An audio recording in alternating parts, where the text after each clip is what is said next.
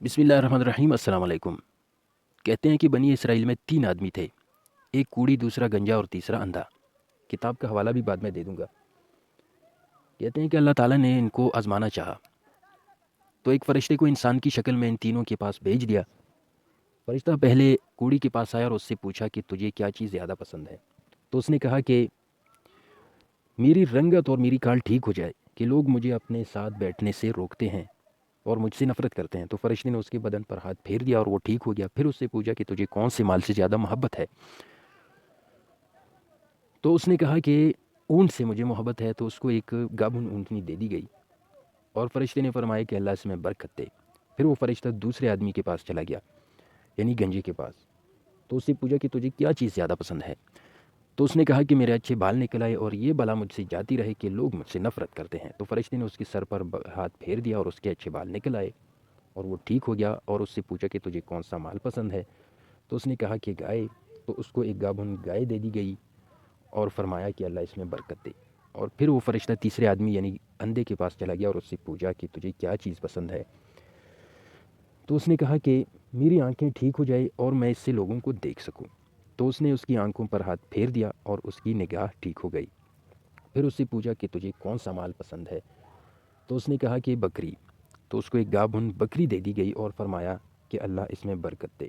6 دنوں میں ان تینوں کے اونٹوں، گایوں اور بکریوں سے جنگل بھر گیا۔ تو فرشتہ پہلے اونٹ والے کے پاس آ گیا، یعنی کوڑی کے پاس، اور اس سے کہا کہ میں ایک مسافر ہوں اور میرے سفر کا سامان ختم ہو گیا ہے۔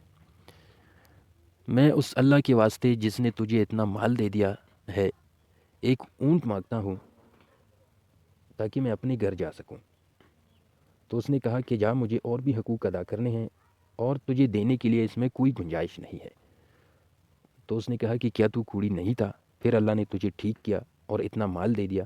تو اس نے کہا نہیں، یہ مال تو میرے باپ دادا اور کئی پشتوں سے ہے۔